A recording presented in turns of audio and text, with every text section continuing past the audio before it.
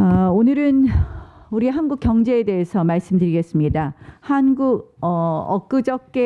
어저께 여러 가지 상황을 보면서 한국 경제의 어두운 그림자 넷에 대해서 말씀드리겠습니다. 한마디로 청와대의 오만함, 그리고 여당의 무지, 그리고 기득권 노조, 퍼퓰리즘, 이 네 가지가 한국 경제에 들이온 어두운 그림자 넷 아닌가, 이런 것을 최근 오늘 아침에 네 가지 경제 뉴스를 통해서 확인했습니다.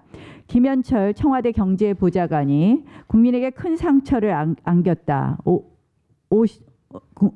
김현철 청와대 경제보좌관이 국민에게 큰 상처를 안겼습니다. 50대, 60대들 한국에서 할 일 없다고 SNS에 험악한 댓글 달지 말고 아세안으로 가라. 헬조선이라고 말하는 학생들을 몽땅 인도네시아, 태국 등의 한글 선생님으로 보내고 싶다라는 발언을 듣고 아연 실색했습니다. 고용 참사에 책임을 져야 할 청와대 경제보좌관이 청년과 장년을 싸잡아 불평 세력으로 간주하고 해외에 안 나가는 당신들 잘못이라고 합니다. 편의점에서 밤새 알바하는 청년들, 답답한 마음에 산에라도 오르는 50대 가장과 얘기라도 한마디 해본 건지 묻고 싶습니다. 정말 국민들이 분노할 것이라고 생각합니다. 어디에서 이러한 오만한 태도를 배웠습니까? 기본이 안 된 경제보좌관이라고 생각합니다. 청와대에는 오만 DNA가 널리 퍼져 있는 것 같습니다. 이런 마음 자세로 만든 정책을 국민들이 어떻게 믿고 따를 수 있는지 묻고 싶습니다. 당장 국민들 사이에서는 영화 대사를 패러디해서 내가 가라, 신남방, 이런 비아냥이 나오고 있습니다. 김현철 보좌관은 정중히 사과하고 그 자리에서 물러남이 마땅하다고 생각합니다. 때를 맞춰 여당 최고위원도 세상 물정 모르는 발언을 했습니다. 2.7%의 경제 성장률을 앞지른 2.8%의 민간 소비 증가율을 근거로 경제 위기가 아니라 경제 체질이 개선되고 있다, 이런 발언을 했습니다. 경제 정책이 바로 가고 있다, 이런 해석이죠. 한마디로 황당한 해석입니다. 2017년 경제 성장률은 3.1%, 민간 소비 증가율은 2.6%였습니다. 민간 소비 증가율이 높아진 것은 경제 성장률이 대폭 추락했기 때문입니다. 그래서 역전 현상이 발생한 것입니다. 작년 세계 경제 성장률은 3.7%입니다. 우리나라 경제 성장률이 세계 성장률보다 1% 이상 뒤처진 경우는 IMF 외환 위기 이후 처음입니다. 대한민국 정부의 정책 쇼크 때문에 나홀로 불황에 빠졌고 그 결과 소비율이 경제 성장률보다 높은 것을 갖고 이런 해석을 했다니 그 무지함에 황당할 뿐이고, 그 무지함 역시 지금 대한민국 경제의 어두운 그림자 중에 하나라는 것을 지적합니다.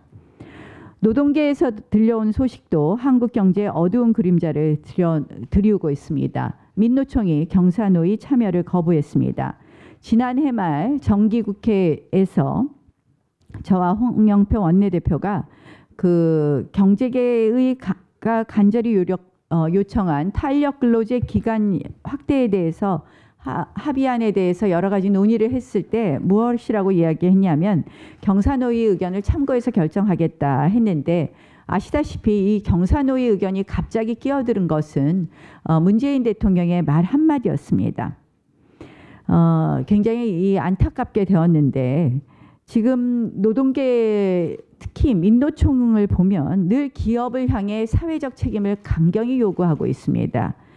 이를 보면서 국민들이 이야기하고 있는 것이 있습니다. 그러면 왜 민노총은 사회적 책임을 지지 않는가라는 질문을 던지고 있습니다. 우리 사회에서 민노총 등 노조가 차지한 기득권의 비중은 큽니다. 그래서 국민들 사이에 노조가 더 이상 사회적 약자가 아니다, 이런 공감대가 있습니다. 여전히 자신들만의 이익과 이념을 위해서 총파업과 같은 극단적 투쟁에만 매달리고 있습니다. 이제 노조도 숫자에서 절대적으로 다수를 차지하고 있는 비정규직, 영세 자영업자, 중소기업 근로자 등 더 열악한 상황에 있는 사람들에게 대한 배려를 배워야 합니다.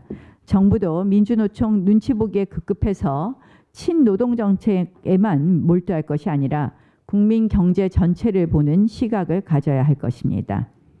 마지막 네 번째 그림자는 글로벌 경제 환경 역시 위태로운데 여전히 포퓰리즘에 집착하는 이 정부라는 점을 말씀드립니다. 정말 이 글로벌 경제 환경이 굉장히 급속도로 나빠지고 있습니다. 잘못해서는 우리 경제가 엄청난 위기에 빠질 수 있습니다.